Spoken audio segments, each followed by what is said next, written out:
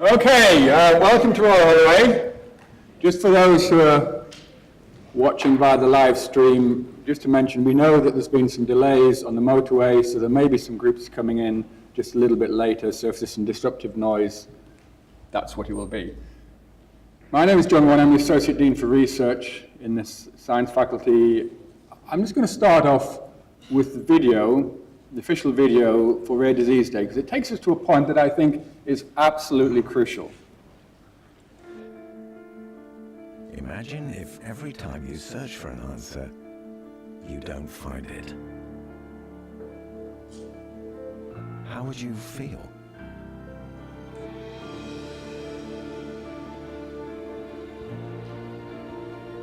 Confused?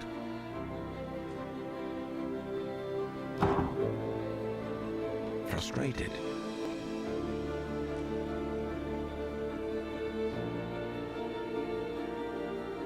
Isolated? Millions of people across the world feel like this every day because they live with a rare disease. It's difficult to tackle a rare disease.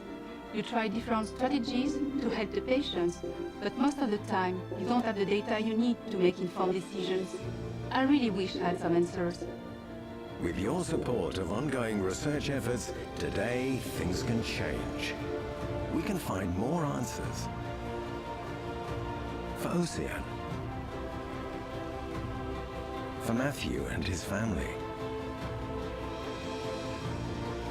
For Jeffrey. With research, possibilities are limitless.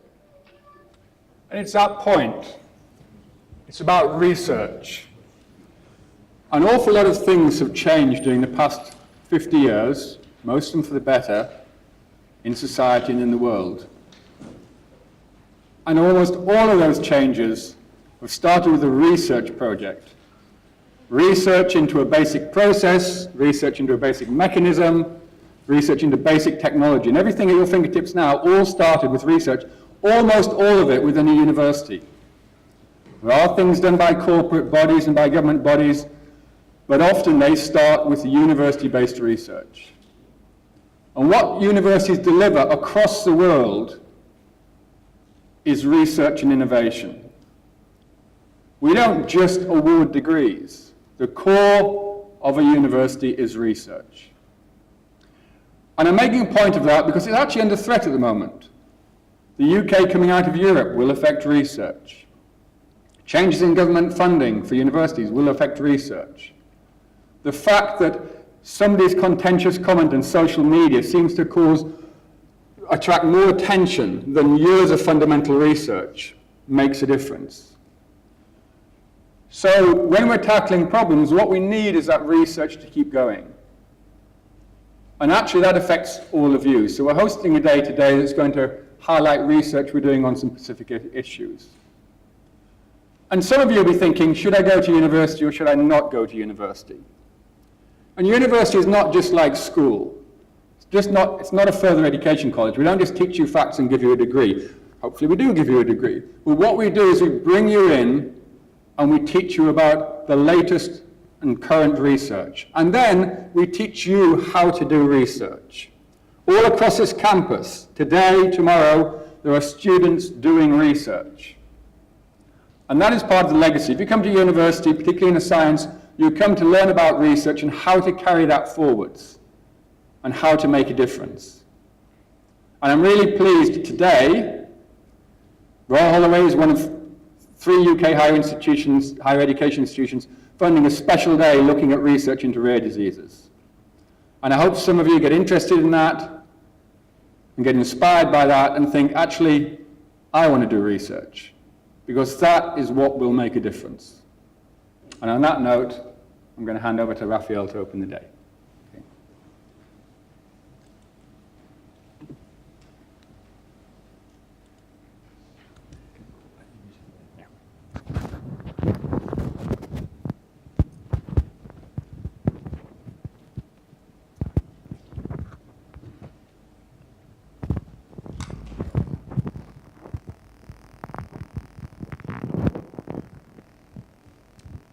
Good morning. Can you hear me well at the back? Okay, great.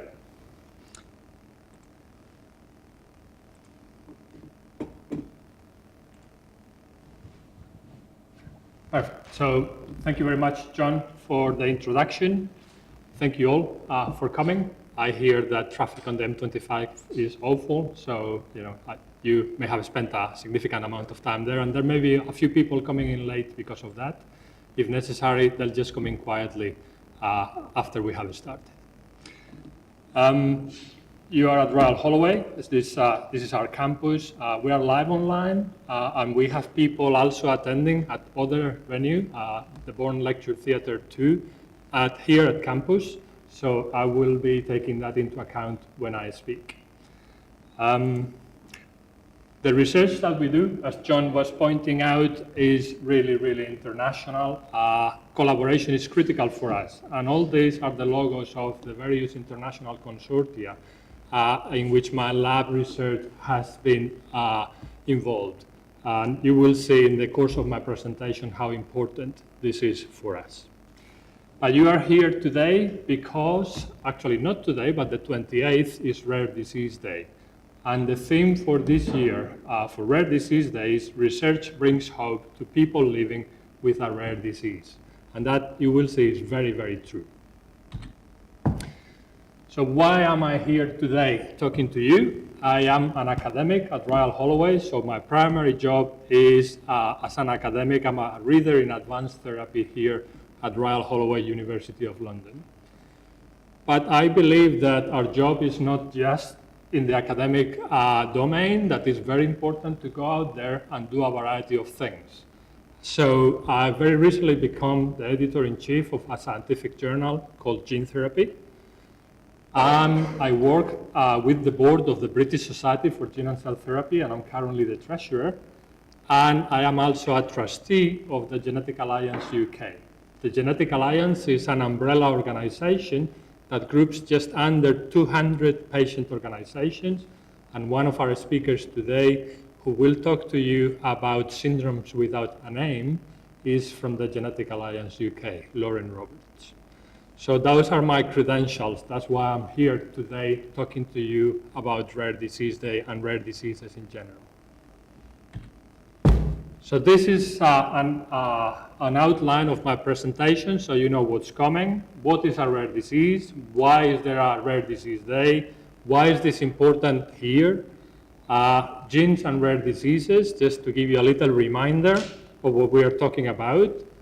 We will talk about genetic mutations in general, but then there is more to it than just research. So I'm going to touch on political issues, research progress, marketed products and their prices, and research priorities and Brexit, because all that matters. And it matters particularly in the field of rare disease research. And finally, I want to close down with a note on inspiration and determination that you can take from people affected by these rare diseases. So why are these diseases important? Well, they are important. There is actually a definition. What is a rare disease in Europe? It's a disease that affects fewer than 1 in 2,000 people. But there are many of them, 6,000 to 8,000. We don't have a number. You will hear a little later that we actually have many uncharacterized rare diseases that don't even have a name. Altogether, they affect around about 6% of people. And for those people, very little can be done. So the care of them takes a disproportionate part of the health budget, more like 20%. To put things in context, what does 6% of people mean? Well, it means that if you live in an average road, a number of people on your road will be affected by rare disease. In your schools, a number of people will be affected by rare diseases.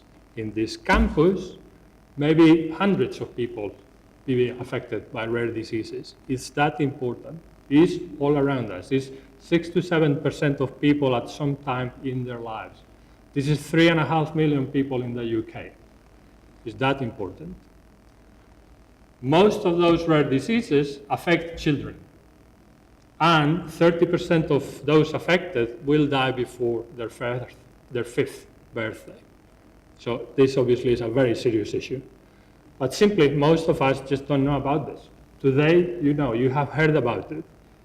That's one of the chief goals of Rare Disease Day, to raise awareness, because people just don't know about this.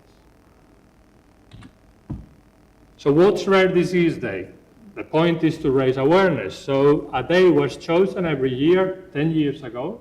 Today is actually the 10th edition of Rare Disease Day. And the chosen day was the last day of February. And the reason for that is that every 4 years you have a leap year, so you have a rare day, the 29th of February. That's why officially Rare Disease Day is on the last day of February. We don't run on the day because we couldn't have availability of labs and lecture theaters to accommodate you today, and that's why we are running a little bit early. But the official day is the last day of February, whatever that day happens to be, 28th or 29th. As I said, main objective to raise awareness amongst general public decision makers, but actually all stakeholders and anyone interested. And this, as I said, should really interest everyone. So why is it important to raise awareness of this? I've told you that it affects many people and it takes a disproportionate part of the health budget.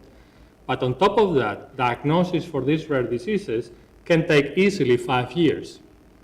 A regular GP will not see many people affected by rare diseases on a daily basis. He will never ever see many people affected by some diseases. He just won't see them, so they won't know about them. So awareness, even in the clinical community, is very important. But only recently it has been realized that it's very important for these people who are affected by syndromes with many different symptoms that coordinated care is critical. And you would think it's obvious, but actually it's not. And only very recently that was realized, and through the work of the Genetic Alliance UK and Rare Disease UK, lobbying government, this is starting to be rolled out. The understanding that these people need coordinated care for the various issues that affect them. So I've told you that they are very common, that there are many of them. There is a list of them, and these are the first few on the list. So if you were to read loud the whole list of rare diseases, do you have any idea of how long it would take you? Can someone just throw a number? How many hours may take you to read the list of rare diseases loud? 3. Any more guesses? Go on, talk to me. We all got out of bed this morning. 8. 8, yeah? Any more? 24 hours. 24 hours. 24 hours, okay? You are not very far off. It would take 12 hours of continuous reading to read aloud this list of rare diseases. You can actually spend your whole life working on a rare disease. There are many people working on each rare disease. Actually, not on each rare disease, but on major rare diseases, many people are working on those for their whole life. Just imagine, just to read the list, it takes about 12 hours. It's a guess, actually. No one has read the list of rare diseases. Maybe the person who compiled it has read it, but otherwise it's there for reference. But just to give you a picture, 12 hours just to read them. Okay? For the first rare disease gene ever mapped for cystic fibrosis, many years ago, we still don't have a cure. So why is this important at Royal Holloway? Well, most of the rare diseases are inherited. They are passed on from parents to children. And we can treat them, hopefully, using genetic and stem cell therapies. And that is one of our strengths here. We're very good at genetic and stem cell therapies. So we are interested in this because we highlight and showcase our research and teaching in this field. Just to give you an idea, you are not going to see all these people today, but these are the people here at Holloway working in this area of gene and stem cell therapy. I'm speaking today, and another group, the one who is today based at the Born Lecture Theatre 2, who are listening to us live, will have a full-length lecture of Professor George Dixon on gene therapy for rare diseases later on. You will not be attending to this because you specifically in this room have a separate program. Just to give you a flavor, there are loads of rare diseases. We can work on them all here. The ones in black are the ones we work on here. Spinal muscular atrophy, severe combined immunodeficiencies, muscular dystrophies, motor neuron disease, spinal injuries. The technology that we are developing, though, can also be applied to a number of other diseases, more common diseases. I personally believe that that is the real interest of the pharmaceutical industry moving into this area is that the technology will eventually be applicable to common diseases. So again, just to give you a flavor, obviously you are here, you are listening to me, there are lectures today for you.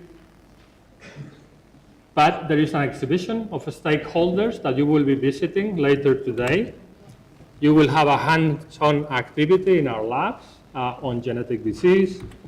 You will interact with our undergrads who are volunteering. You will see a few pictures in a minute. And you will have 2 other activities all in our labs today.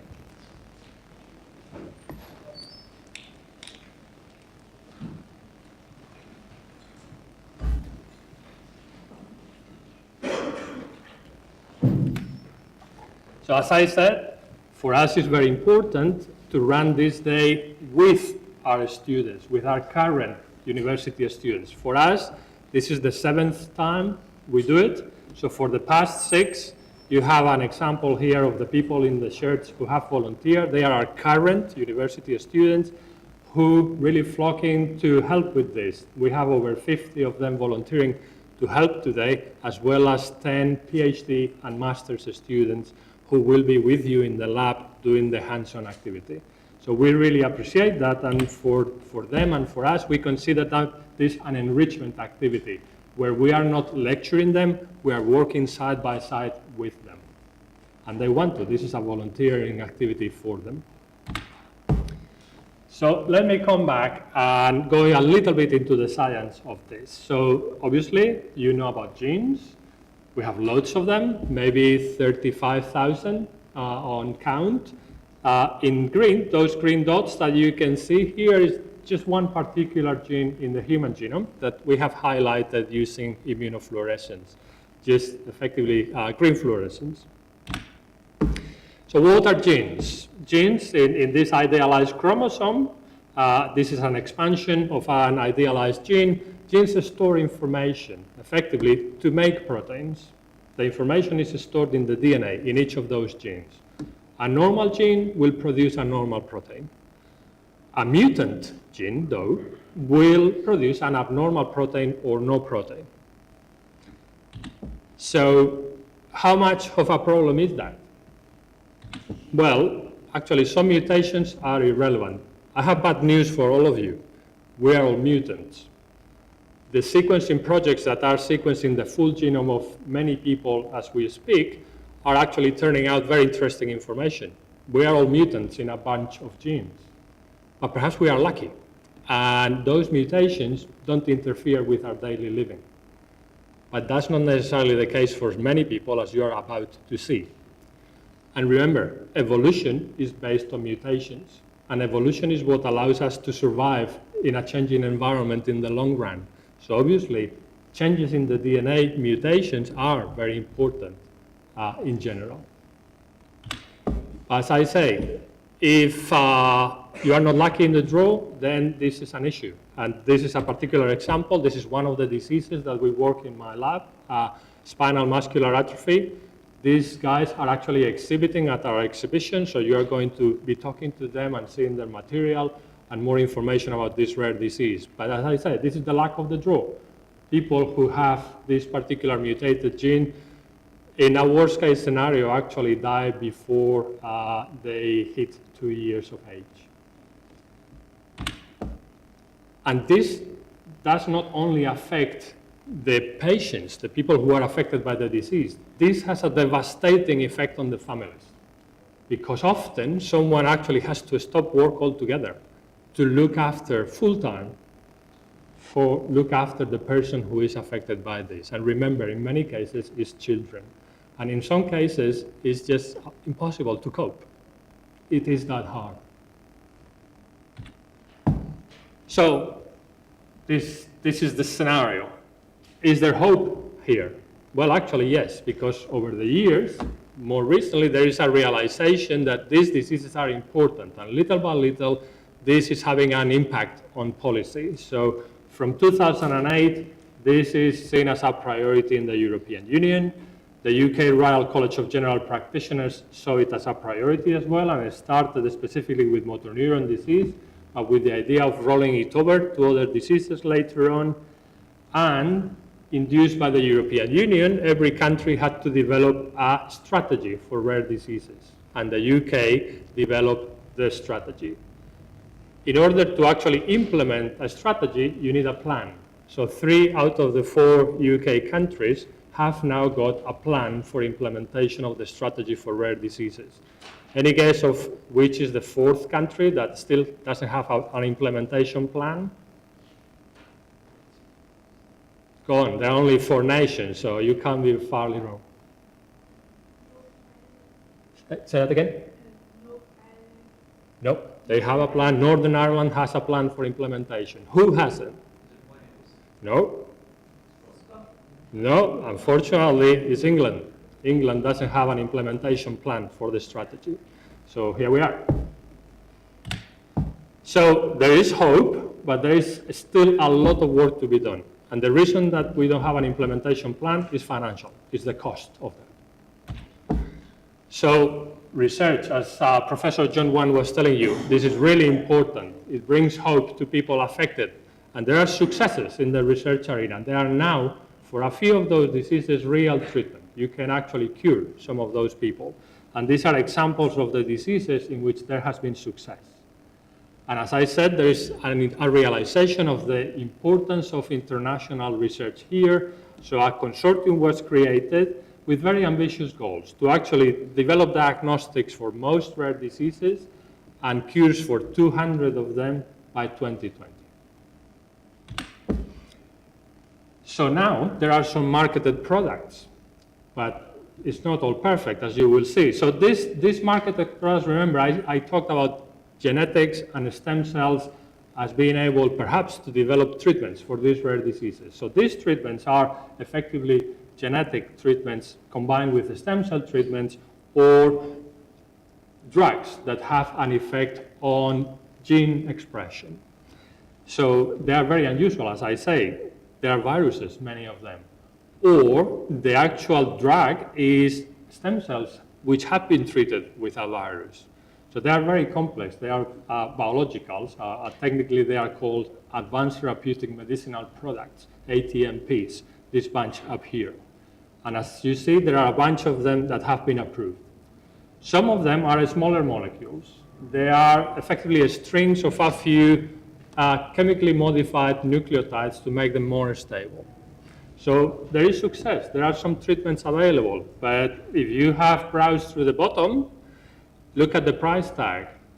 This one, Glybera, a virus, came out with a price tag of €1 million. Do you know how many times it's been used as a marketed product? I guess. Go on. How many times has Glybera been used as a marketed product? 5? No. 1. 1. For a number of reasons, but the price tag is critical. Okay? But Glybera, at least, is a very complex drug. It's a virus. Not everyone can make that. But some of the others are much more simple, much simpler chemical entities that you can actually perhaps synthesize through a number of suppliers. But they are still very expensive. This drug, Spinraza, was approved by the American regulator last December. It's one of these, it's actually this molecule that you can see here. It can be chemically synthesized, and it still has a massive price tag. The cost of treatment for the first year is $750,000. And for the following years, it's $375,000. Not because it's made cheaper, it's because you need fewer doses in the following years. So each dose of it is $125,000. This is a very big issue. You hear every day on the news, on TV, on newspapers, that the NHS, the National Health Service, cannot cope financially. And the first few treatments for a few of those thousands of rare diseases that come online come with price tags that are unaffordable. But remember, this is tragic at the personal level. So people who have a child affected by a rare disease may consider selling their house in order to pay for the treatment. So that's the potential effect of something like this in terms of prices. So the community is not happy that these price tags are there. And we believe that something should be done about it because it's simply not affordable, apart from really arguable from the ethical point of view. I personally think that the issue is the lack of competition. If you could buy this molecule from an alternative supplier, and this one you can, but because it's patent protected, you cannot, but technically it could be done, it would be a lot cheaper.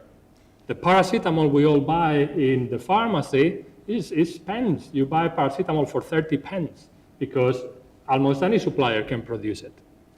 The issue here is that only one, by law, can produce it. So that's what you get at the end of the day, huge price tags. And that is an issue, but it really is simply unsustainable. The health services cannot cope with that. The American insurance companies that are starting to pay for this would not be able to do that if you had hundreds or thousands of treatments. So it's just not sustainable. But we also need treatments, really. These are only a few. I told you that there are thousands of rare diseases, so we need loads of treatments.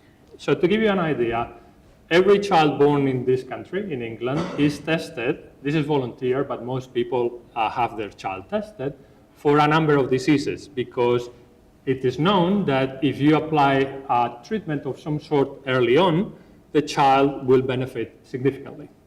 Because obviously to do that screening program is costly. So again, any idea of how many diseases are currently tested on newborns in England today? Talk to me, throw a number. 13. More guesses? Remember, there are 6,000 to 8,000 rare diseases. How many do we test for? 200. Okay, I'll spare you the pain. It's 9. 9 diseases are currently tested for. That means that we need more treatments. If there were effective treatments available, more diseases would be tested for, particularly in the genomics era, when you can sequence a genome for not very much money.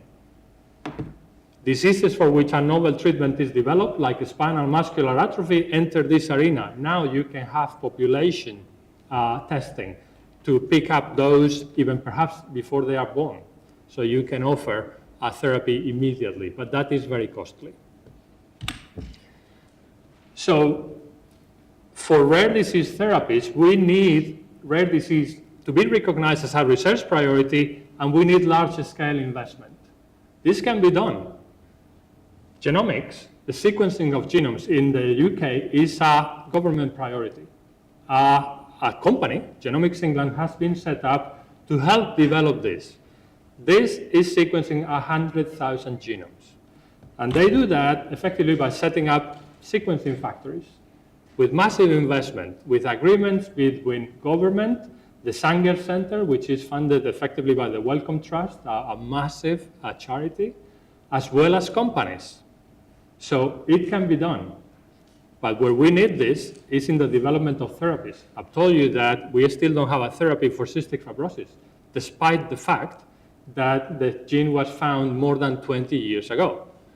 Only about 2 or 3 weeks ago, a paper was published as a result of one of these mega sequencing projects describing 14 rare diseases in a single paper.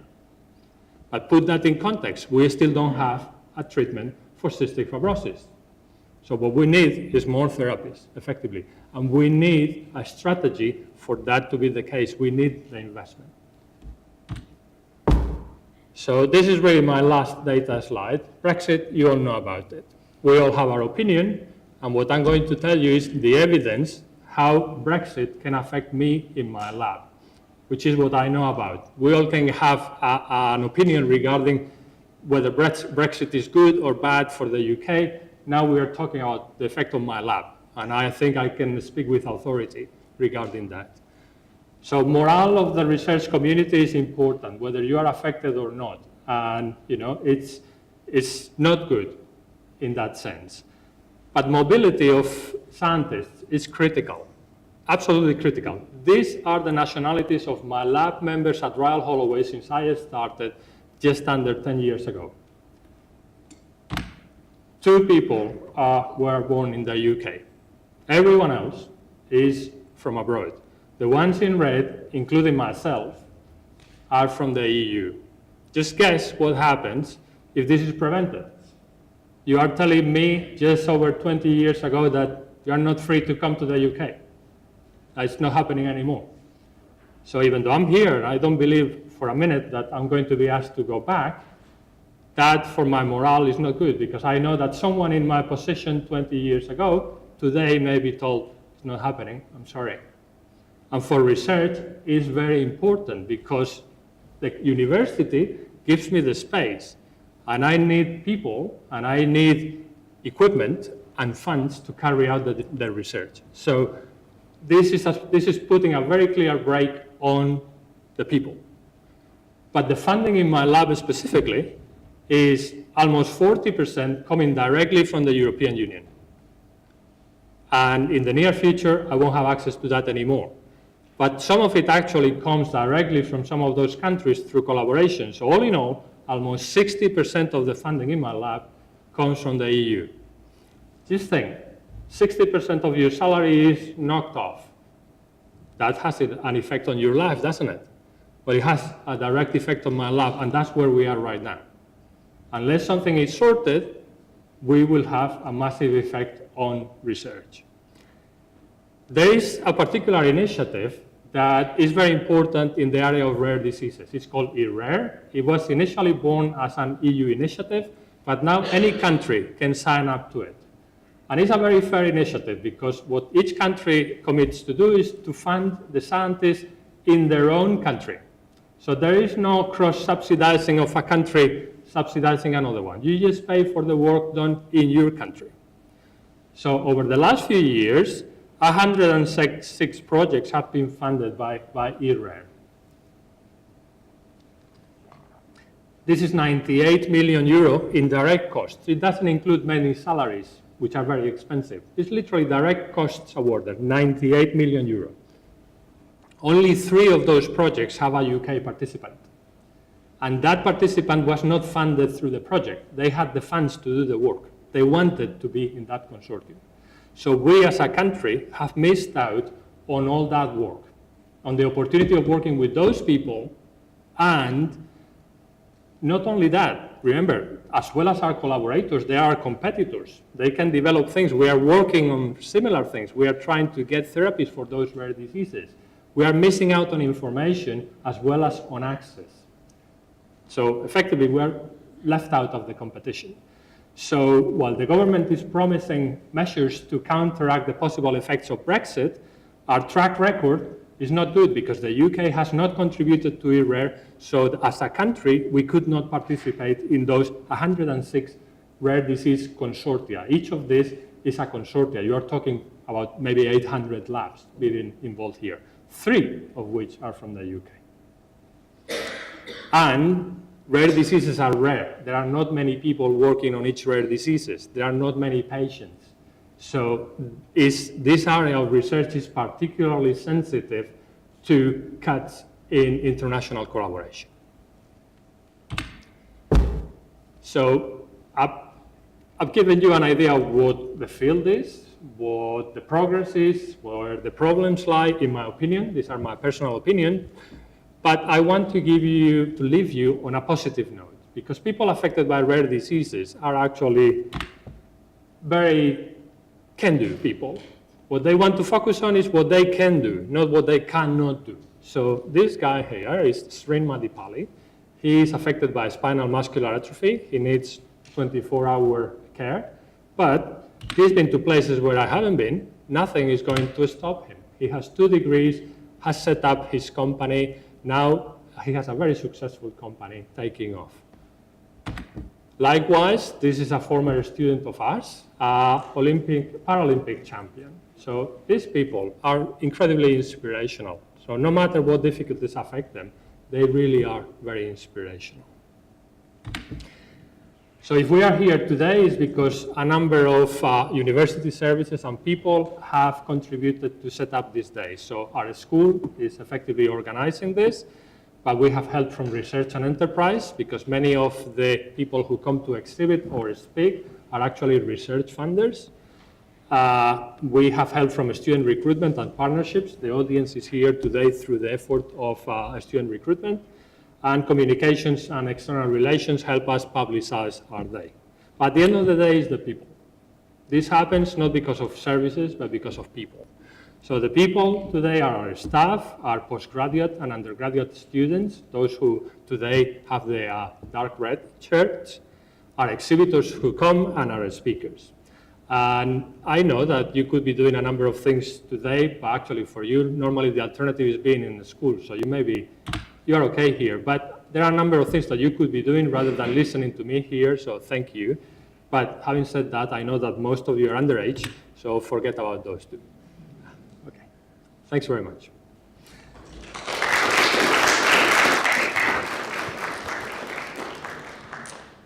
Okay, so we are going to have our next speaker, Lauren Roberts.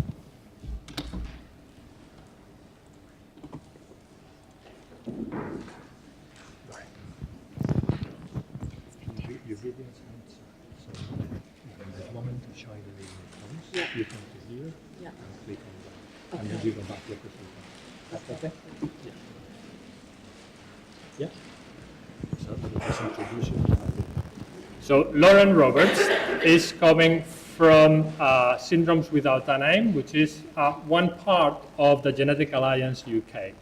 And we are very thankful to Lauren for being here today, and I understand that she will also be at the exhibition later on.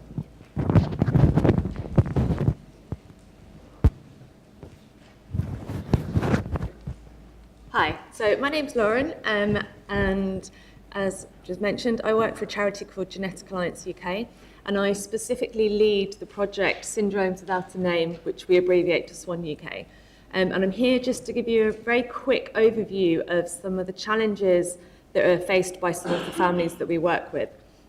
So as I mentioned, I work for Genetic Alliance UK.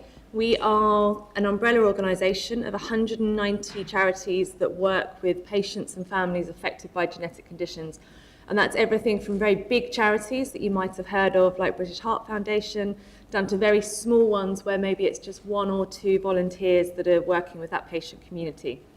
And as part of our work, not only do we run the SWAN UK project, but we also lead on the Rare Disease UK campaign. And this was a campaign that was established to initially campaign for the development of a UK rare disease strategy. And now we are working across the UK to help with the implementations and developments of plans in each nation.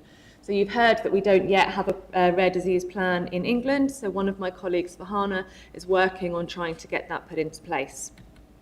So I work on the SWAN UK part, and we work with families where the child or young person is affected by an undiagnosed genetic condition.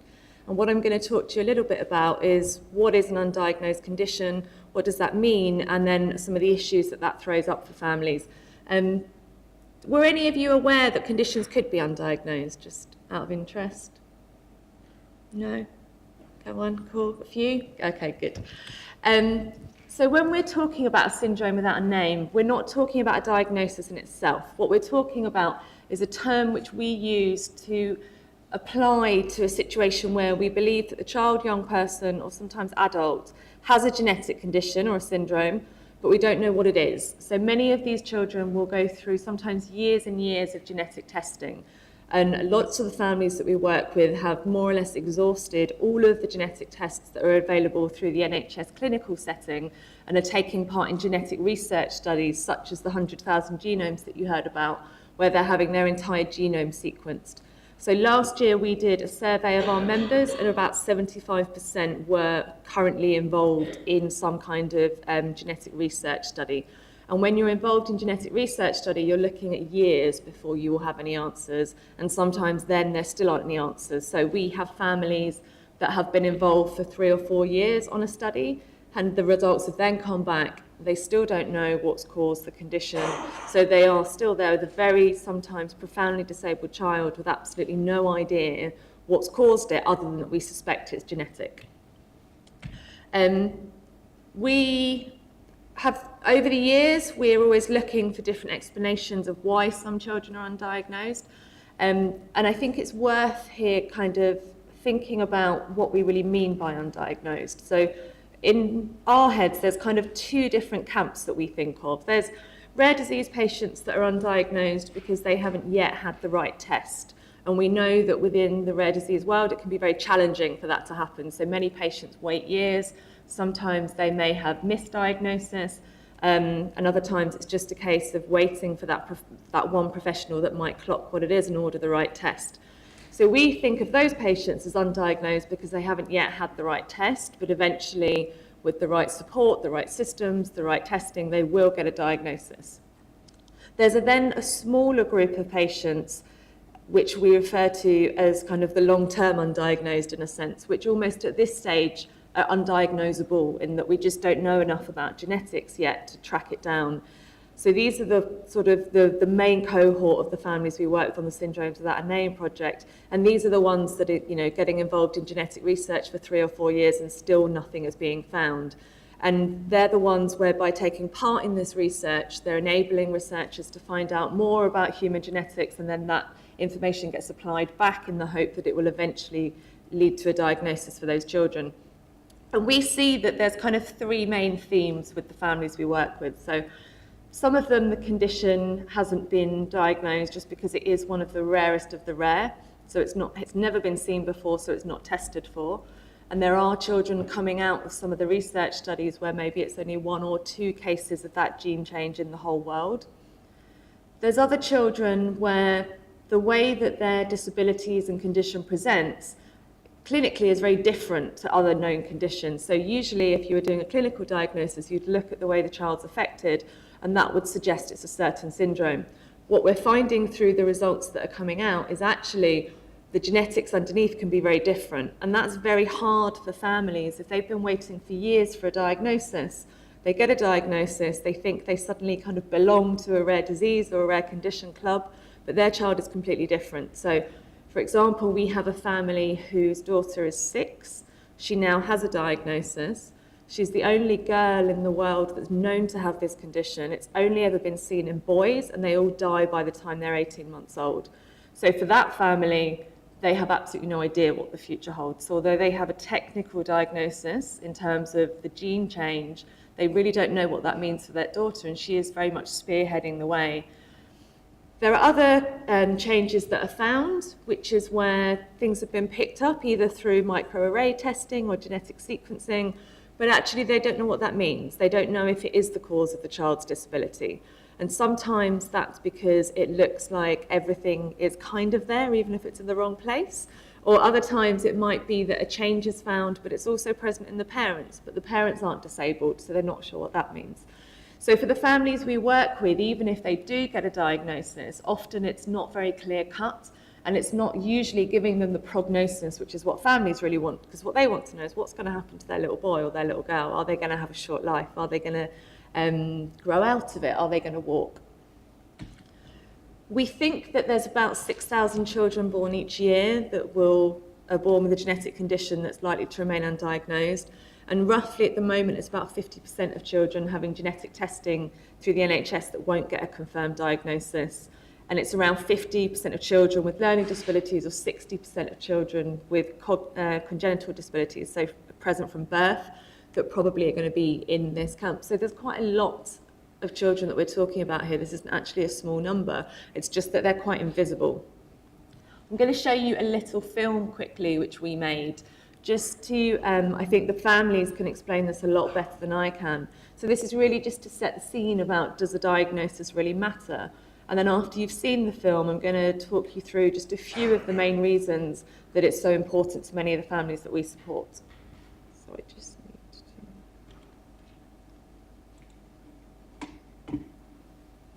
no idea all the way through my pregnancy. I had a really normal pregnancy and everything was fine. I'm really excited about having my first baby. She was born, she was given to me, we got back on the ward, but within 20 minutes a paediatrician came to see me, and in front of everybody else on the ward told me that there was something wrong, that Georgia's head was measuring larger than the average, and that they were concerned, and they took her away from me for testing.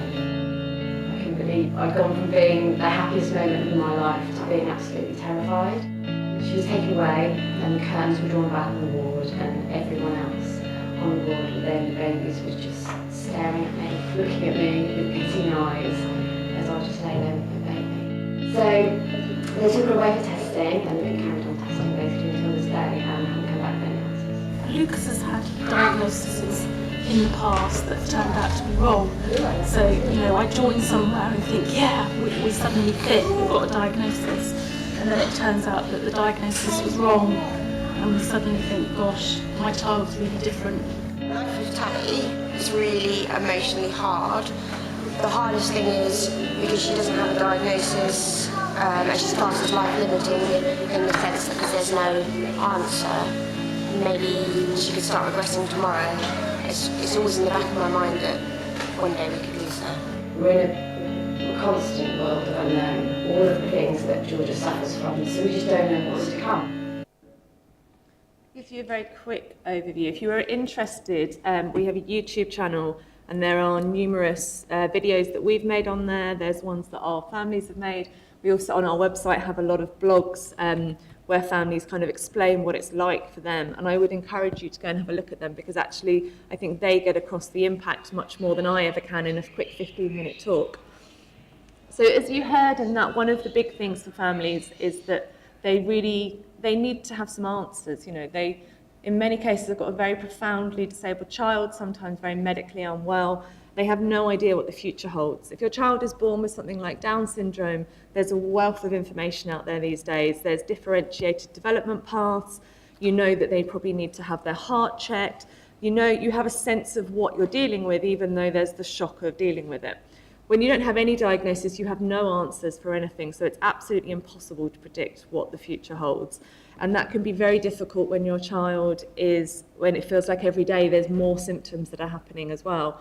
And you'll have tests that are being done, sometimes they're for horribly regressive conditions, so you're relieved it's not that, but you don't know what it is still.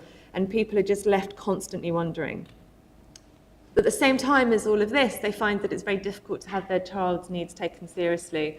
And if your child isn't medically complex, for example, maybe they just have mild or moderate learning disabilities, there's a lot of, they might grow out of it, wait till they start school, he's a boy, they can develop later. And sometimes this is even among medical professionals, that without a diagnosis, they just kind of blindly assume that it's not that serious a condition. Access to services for families is incredibly difficult. Most services usually start with a form, whether that's services like accessing respite, if you want to go to any sort of specialist provision, even trying to get disability living allowance, there'll be a box that says diagnosis. It's very hard when you don't have anything to write in that box. It's also very, very difficult to get information. One of the first things that you usually do in this day and age, if you want information, if you go onto Google, and if you don't have something like autism or cerebral palsy or Rett syndrome to type in, you often end up just typing in a list of your child's symptoms and trying to diagnose them themselves. And then what you often get up is worst case scenario. So people end up terrifying themselves with very, very severe kind of worst case pictures of what might happen to their child as they grow up. There's also a huge issue for families around making reproductive choices about whether to have more children or not. If you don't have a genetic diagnosis, it's impossible either to test or to predict what the reoccurrence might be of the same disability happening again. We have some families that have decided they won't have any more children, and we have other families that have decided they will, and actually they've ended up with 2 or 3 children that are thought to have the same condition. And actually the little blonde girl, Georgia, that you saw in the video with her mum, we made that a few years ago when Georgia was still undiagnosed. The family were actually on the pilot of the 100,000 genome study that you saw in the last presentation. Georgia was the first child to get a diagnosis through 100 genomes, and last week became a big sister because now that they had a diagnosis, her parents could make a decision to have another child.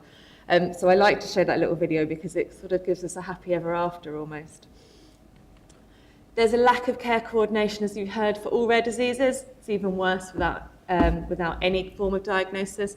And often these families kind of fall completely through the net. A lot of hospitals don't actually sort of even check whether, if you're undiagnosed, it doesn't make it onto a form anywhere. So we've asked many, many places, and they can't even give us the numbers of how many children they're working with who are undiagnosed.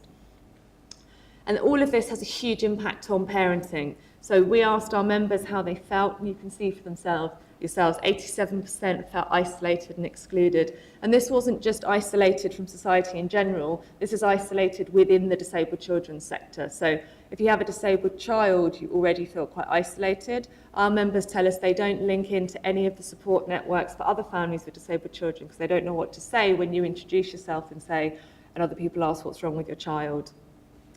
So we, as an organisation, we want every family that's affected by syndrome without a name to get the support they need when they need it. And we particularly at the moment have a very big focus about, we want it being recognised that undiagnosed is not always just a temporary stage. It's not like going for a blood test and 6 weeks later you're going to get some results. Actually, some of these families may never find out the cause of their child's condition, and that there needs to be much more recognition of the impact that that can have on people. Thank you for your time, and that's our details. Sorry,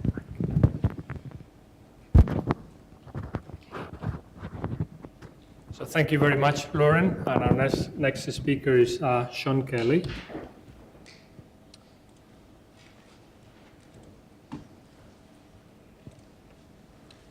Sean is the CEO of Action for AT, and I'm sure he's going to tell you what AT stands for.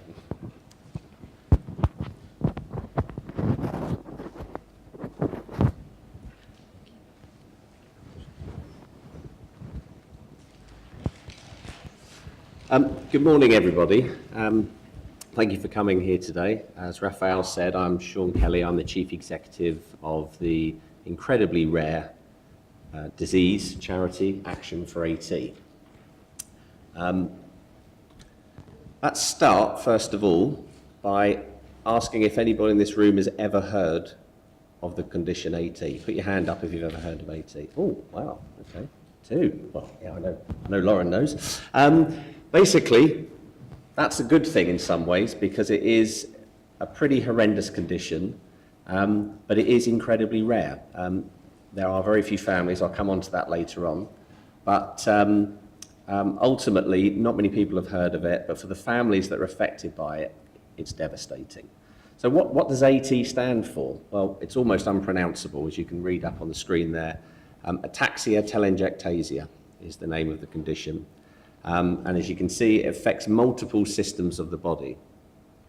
Symptoms, as you can see, include poor coordination. That's the ataxia part of the condition. So a child typically with AT will not be very steady on their feet. They'll wobble around a lot, they'll fall over, and they've got reduced motor coordination, so on, they're likely to end up in a wheelchair. And very sadly there, as the condition progresses, they're highly likely to suffer from different types of cancers, and in particular lung disease. And the most important thing, as far as I'm concerned, and the reason our organisation exists, is there is nothing at the moment. There's currently no cure, there's no treatment, there's nothing available to treat the condition. And I think that's probably very common with so many of the rare diseases. And that's why our organisation was established, because we're going to hopefully change that. Okay, so what's it like living with AT? As we've mentioned, children suffer from all kinds of different symptoms and so on. But when a family first find out that their child has AT, that can be a huge distance down the line. And it's very interesting listening to Lauren there when she talks about the diagnosis, because I think diagnosis of any rare condition, but particularly really rare conditions, is a massive issue, because all the family wants to know, when you realise your child is sick, all you want to know is what is wrong with them. Because at least when you know what is wrong with them, you can either do something about it, or at least you know how to perhaps deal with the symptoms, or it just puts your mind at rest so that you actually physically have something to pin onto the condition that your child has. So children with this condition are born seemingly normally. There is no reason when the child is first born for anybody to think that there's anything wrong with the child. They develop completely normally, and they only start to show the symptoms at around about 3 or 4 years of age. As I mentioned earlier on, the first kind of initial signs are the ataxia. That's the trouble with the movement and so on. Almost look like they're drunk. They walk along, wobble from side to side, fall over, and so on. And then they've got, they're more susceptible to things like throat infections, chest infections, sinus infections, and that's caused by the immune deficiency, basically. And the really sad thing is that children with AT peak physically when they're about 5 years old. I'm looking around this room here, and I'm an old man. You're not. You're not old in this room. You haven't reached the best part of your life yet. For a child with AT at 5 years old, that is as good as it's going to get for them. That's when they peak physically, and anything after that, they start to regress. And they usually end up in a wheelchair at around about the age of 7 years old. Obviously, there's different age groups. Some can go a bit longer, some a bit earlier, but around about 7 years of age, when all the other children are running around the playground, kids with AT generally are confined to a wheelchair. So as the condition progresses, so they've reached 7 years old, the condition progresses, they're in a wheelchair and so on, they start to lose the abilities that we just take for granted. Yeah? So just being able to speak, being able to communicate with somebody, being able to cough, which is hugely important if you get mucus on your lungs, you have a cold or anything. Walking, talking, smiling, just being able to express yourself. So they gradually become robbed of all those things over a period of time.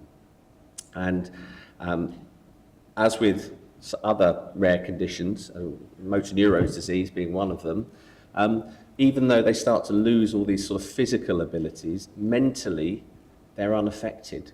So they are still sharp, they can still study, they can still be in a classroom environment, but they just find it very hard to express themselves, which is quite difficult, obviously, as you can imagine. And we mentioned earlier on about the cancer side of things. Children with AT are highly susceptible to cancer. Very difficult for them to have any treatments. They can't have radiology treatment because of the defunct immune deficiency and so on. Very sensitive to doses of ionizing radiation. So where normal people might get a fairly mild variation of cancer and be able to go in and have treatment for that, because the treatment for cancers has come a huge distance. For children with AT, once they get the diagnosis of cancer, it's not great. The future doesn't look great for them. Okay, so a few facts and figures about the condition. We always have to put facts and figures up on the screen. I mentioned it's rare. 150 families that we know about in the UK. And when you compare the size of the UK and the breadth and so on, that's why most of you in this room had never heard of the condition, because you're probably unlikely to meet anybody with AT in your lifetime, but they are out there and they're wonderful people. They're so positive, they're very, they express themselves in different ways. They're very, very brave children. But there's 150 families and roughly about 170 cases. And one of the reasons for that, I think as Lauren pointed out, is sometimes families have already had their second child before they've even got the diagnosis that their first child actually has AT. Or if they do have the diagnosis, they just decide that they're going to have another one. And there is actually quite a high incidence of twins, so twin children. My research manager, who works for me, Tanya, she's got twin boys, Zach and Ruben, who both have AT. So what equates to roughly that 1 in 400,000 people are actually likely to suffer from the condition AT. But there are far more carriers of the rogue ATM gene, and there's could be somebody in this room, could be me, that carry the rogue ATN gene. And we need 2 people to get together with the rogue ATN gene in order to have a child that has AT. All right? But if you've got the rogue ATN gene on its own, you can lead a perfectly normal life, but it's only when it actually develops into full-blown ataxia telangiectasia that the conditions that I've mentioned become a big problem. So the average survival rate for the children, you know, you've heard of the things that they're going to go through, 25 years old. That's not very old. You know, some obviously, we've got people that we've dealt with that sadly are no longer with us, that died at 14, 15 years old. Some live a little bit longer, but the average age is 25 years. So if you think about that, that's not very long. And as you can see there, the statistic, 1 in 4 children are likely to develop cancer. As we've said, the treatments are not there for cancer at the moment. That's why more research is needed. But basically, 1 in 4 develop cancer and more likely to pass from that. And even more will die from the lung disease. Lung disease is a big problem in children with AT. And as they lose the ability to cough, obviously lung conditions become more prevalent because they can't clear the lungs like you or I would do. Okay, so Action for AT, the charity, we were established in 2012 by a family who got the diagnosis that their daughter Evie had AT, and they did what all families do. They turned to the internet, they started Googling, what can we do, where is the cure, and they found nothing. There are a handful of charities that are doing related research to AT. There's lots of ataxia charities out there and so on. But actually, full-blown research into the condition ataxia telangiectasia, there was virtually none going on in the UK. A little bit in the US, but none here. So they were very brave, and they set the charity up in 2012 with the sole purpose of funding research to find a cure or a treatment for the condition, and also spreading awareness about the condition. Because for a small charity, which generally most rare disease charities are, we don't have the funds and the bandwidth and so on in order to be able to fund the amount of research we'd love to fund. You know, I would love to be able to write a blank check, and give it to Raphael here, but I can't. So anyway, since 2012, since we established, we've invested 1.2 million into 23 different projects around the world. But it's not really about the numbers. Numbers are irrelevant. It's really about the families living with AT. So we're investing in their future in order to give them hope. And hope's a word that you're going to hear a lot today, because that's what research gives.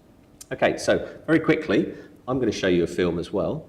And this film is with our patron, Johnny Wilkinson, which some of you may have heard of. He's a guy that's quite good at rugby.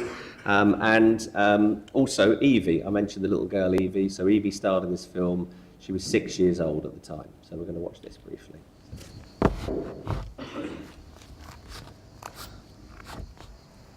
Hi, I'm Johnny Wilkinson. I want to tell you a story about a little girl called Evie.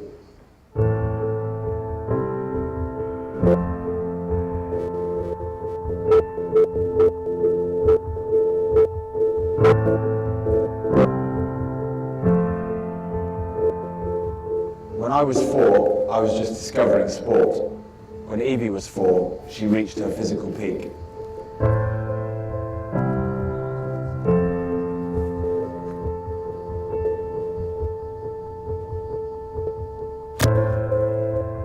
Big throw to me.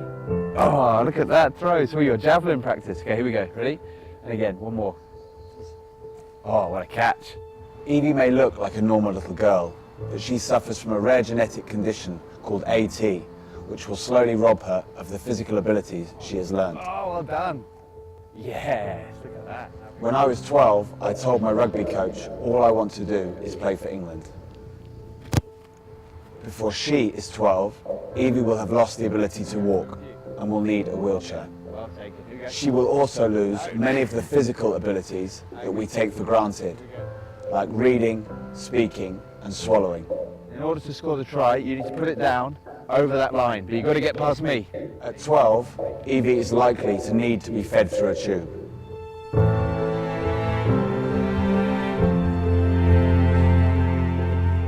I was 18, I played my first match for England. Approximately half the children with AT die before they are 18 of chronic lung disease or because they have a much higher vulnerability to cancer. Well done, look at that.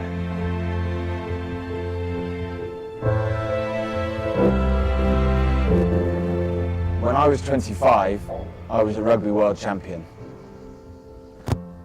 Evie's life expectancy is 25. There is currently no cure nor anything that can slow the condition's progression.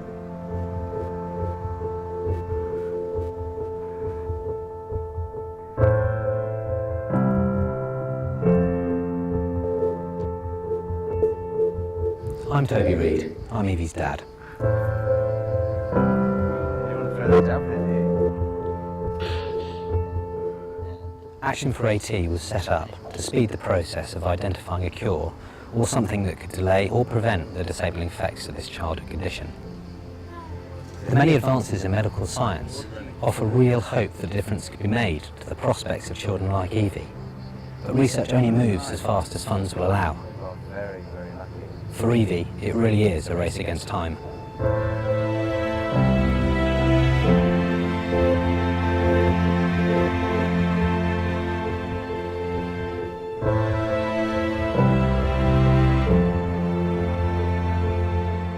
I have chosen to be a patron for Action for AT because I want to increase awareness for this condition. Also want to help raise vital funds to help children like Evie.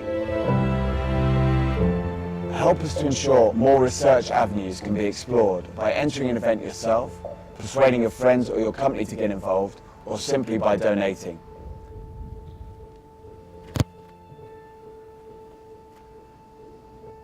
Here we go. Oh, that's very good. And give these children the chance they deserve. Thank you.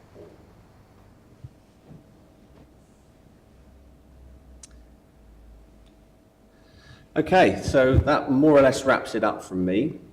I just want to finally say there that, research really is the only way that we're going to solve the issues for children with AT and for all the other rare diseases. And it's hugely important. Okay, in the AT world, there's an aging population of researchers. Lots of guys are reaching the end of their careers, and we're looking to develop the next generation. Okay, and hopefully there could be a future AT researcher in this room. So, enjoy today, but think about perhaps a career in rare diseases because it really will mean so much for the children like Evie. Yeah, thank you.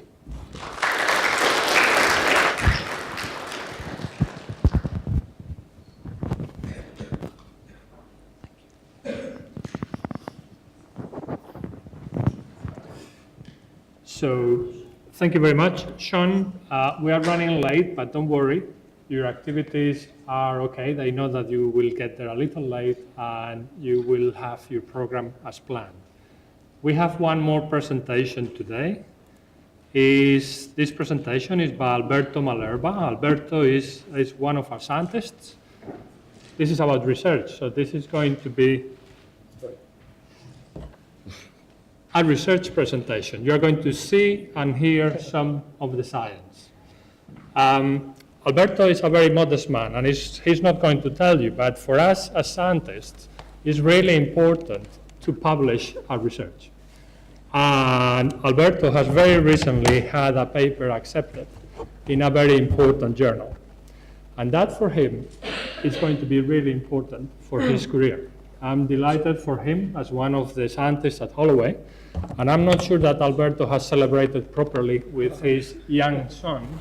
So I just got him a celebration kit, a cake, and candles. Thank you so much. So without any further ado, Alberto is going to talk about an unpronounceable rare disease, oculopharyngeal muscular dystrophy. Yeah. Alberto. Thank you so much. Okay, so yes, the talk is about oculopharyngeal muscular dystrophy. This is a very rare disease in Europe. It's an autosomal dominant disease. It's really in Europe. It affects 1 in 100,000 people. But actually, this is an example of a disease that is rare in a place, but not in other places. For example, this is not so rare in French-Canadian population, so where it affects actually 1 in 1,000 people. And but in Europe, it's definitely very rare. It's also quite an interesting example of a rare disease that doesn't affect really young people. So here people live normally until they achieve a sort of mature age. This, the onset of the disease in this is about, it affects people when they are in the 5th to early 6th decade of life. So actually when the people are, I wouldn't say aged, I'd say mature. And phenotypically, it is characterized by defects on the eyes and on the some muscle of the pharyngeal region. So what they have, these people have actually is that they have a progressive eyelid drooping and difficulties on the swallowing.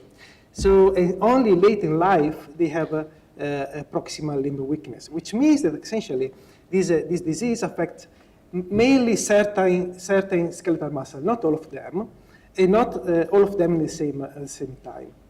So it's a very interesting disease. And if you look at histologically, this is an example of a biopsy taken from a muscle. So this is a muscle that is sectioned transversally. So what you see here is that these big pink things that are the skeletal muscle fibers. And in blue, you see the nuclei of the fibers that are around the skeletal muscle fibers. And this is a normal person. And this is actually an affected, a muscle of an affected person. And you see that there's a huge difference between the two pictures here. And indeed, the disease essentially reduced the number of muscle fiber, reduced the size of the muscle fibers. So the muscle fibers are smaller, and the muscle is smaller. So you have muscle atrophy in the skeletal muscle. And you have a lot of scar tissue. This one, you see very clearly the pink thing here around. This is scar tissue in the middle of the skeletal muscle, which is not something you find normally. And so fibrosis, a lot of fibrosis. And you have also the presence of intranuclear inclusions, which is what is considered the hallmark of the disease, so the main characteristic of the disease. So, okay, the disease is due to a mutation in a protein that is called poly-A binding protein nuclear 1, or PAPPN1. It has a lot of important biological functions in the cell. If you don't have PAPPN1, the cell die. So this is a very important protein. And I don't go in details about the function of the protein because there are so many rows. But what is important here is that in a genome of an affected patient, what you have is that you have two alleles of the same gene. Okay, so you have two copies of the same gene, as in all the somatic cells, as in all the cells of the body. And you have a wild type, so a normal version of the gene, and you have another version that is not wild type, it's mutated. And the mutation is very, very little. You have just a small insertion of DNA, which is the one in red here. You have 2 to 7 GCG nucleotides inclusion there, and each GCG triplet codifies for an amino acid. So the gene codifies for a protein, the protein is made by amino acids, and each triplet of nucleotide make one amino acid. So at the end, what you have is that the mutated protein, instead of having 10 alanines, 10 amino acids, it has 17 of these amino acids. So this is a very small little difference between the two genes, but this is sufficient to make a protein that actually has a different 3D conformation, and the different 3D conformation makes this protein to aggregate. It will make aggregates with other proteins of the cell. It will make aggregates with other molecules of the cell, and also with the wild type PAPPN1 that is still present in the cell. There's no cure for the disease. You can only treat the disease by doing a surgical intervention, but this it can improve a bit the swallowing, but actually the disease will represent later in life. because you don't correct the genetic defect here.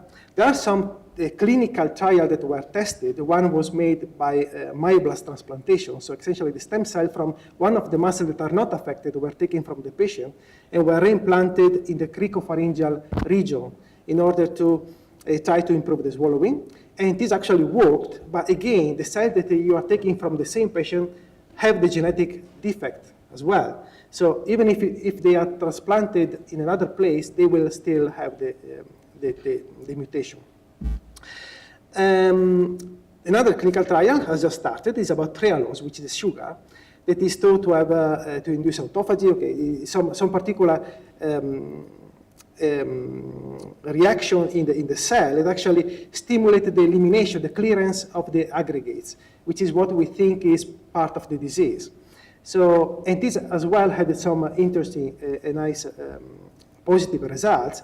But again, the clinical trial was not perfect, so some controls were missing. So also the clinical trials has to be done probably better. So in our laboratory, we use cells as model to study the disease, but also in vivo models. As in vivo models, we have the mouse model, which is called A17. It's called A17 because it expresses this papian-1 that is mutated. So it has 17 alanines instead of 10 alanines, which is the reason why you have in this mouse model many features that are also found in human, like muscle atrophy in particular, but what is particularly important, the presence of these intranuclear inclusions, which is what characterizes this disease. And then you can see here, maybe, yes you can, in green. You see here, this is again a muscle section. You see in red, this is a color for laminin, which is what you have around the muscle fiber. And you see in blue the nuclei of the cells, and in green some of the cells that present these intranuclear aggregates into the nucleus. So, because the mutation is very little in the gene, we can't really target specifically the gene with the mutation. You have the two alleles. You can say, okay, we eliminate just the mutated version of the gene, of the protein, and we keep the wild type. We cannot do this. The only thing you can do is to target both of the alleles, eliminate completely the papian-1 you have into the cells, and you can express a protein that is actually working. You can do this by using gene therapy. Gene therapy in this case is made by viral vector. So you put some genetic material into a viral vector, you deliver the viral vector into the cells, and you can both use the vector to do essentially both to eliminate one gene or to make express a new gene. So what we are doing here is essentially to express some genetic DNA that can eliminate the expression of all papian-1 into the cell, but this will be detrimental, of course, because without papian-1 the cell will die. So we have to replace this papian-1 with another vector. So we use two viral vectors to do the same thing. Okay, just focus on the first panel here. This is an immunostaining, so it is a staining for these intranuclear inclusions. So you see here, this is the A17 muscle, so the muscle is not treated and is affected. You see that has many green dots. The FEB mouse is the muscle, is the normal one, so it doesn't have essentially green dots. And the same happens if you treat this A17 muscle with these two viral vectors here. Again, you see many less green dots, which means that actually this treatment eliminates the presence of intranuclear aggregates, which is already very good. Here you have a staining for fibrosis, so for the scar tissue that you have in the skeletal muscle. This is again the A17 muscle that is affected by the disease. You see a lot of red here, which is one color for the scar tissue, two different proteins, collagen 1 and collagen 3, that are present in the fibrosis. Or in green, you see here a color for a staining for collagen 6. You see that you have a lot of red and you have a lot of green here. You have much less in the normal muscle, almost nothing. And again, if you treat this muscle with the two viral vectors, you see almost nothing again. So you have also an improvement in fibrosis. This slide is quite complex, so just to say that you have also an improvement in muscle strength, which is extremely important for the muscle, of course. And this again is very, very complex figure, but you have to imagine that we can actually take a muscle and analyze all the genes that are in the muscle, okay, not just one. You can have a picture of the genes, the general genes that are expressed in the skeletal muscle. Something like, okay, we analyze 1,000 genes, and we can build a sort of diagram that is here represented as a cube, okay? This is a 3D diagram of how the genes are. You see here the A17, so the untreated muscle, affected mice. They are in a corner, which is this corner. Based on characteristic of the genes, the normal mice are actually in the other corner. So when you treat the mice with this gene therapy strategy, you want that the genes of the mice you have treated are as much as close as possible to the one of the normal muscle that are here. So you see that if you inject the mice with the two vectors that are here, this is the dual system. You have 4 mice here. You have other mice here in light green here that are injected with only one vector, or this one injected with the other vector. These ones are injected with the 2 vectors together, and they are very close to the one with the FEB. The same is for the, this is just showing in a different way. In the affected muscle, you have that 452 genes are actually upregulated compared to the normal muscle, which means that you have 452 genes that actually are expressed more. So you have much more protein in that muscle compared to what you have in a normal muscle. And it is not good, actually. You want to reduce that amount of protein. And this is what you have with this gene therapy approach. So you decrease, if you inject one single vector, you have a better improvement of the amount of genes, of the amount of protein, but still not perfect. If you inject the other vector, actually the effect is better. But if you inject both vectors, this is much better compared to the affected muscle. And the same, but the contrary, for some downregulated genes. So some proteins that are present, that are not so present in the affected, but you want to actually more expressed in the normal one. You can really improve the amount of the gene expressed. So at the end, you have with this treatment 98% of correction of the full cell, which is amazing for a genetic disease.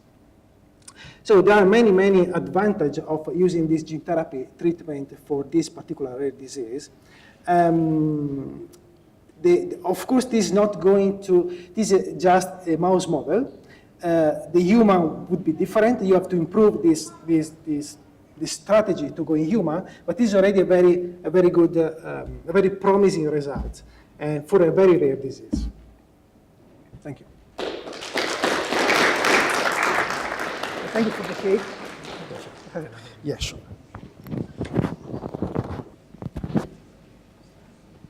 So we are almost done with the presentations. I just have a couple of slides to wrap up.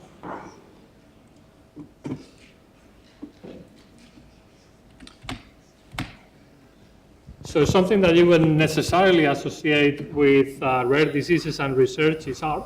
And that's something that we have been involved a little bit into lately.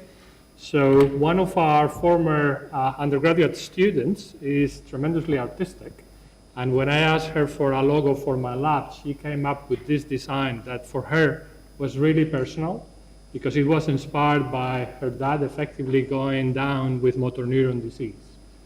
And while what she produced was beautiful, in terms of using it as a logo was very complex. So what we had done is we had it stylized And if I switch back and forth, you can see how a very complex drawing became a beautiful, simple logo that eventually was taken up as my lab's logo.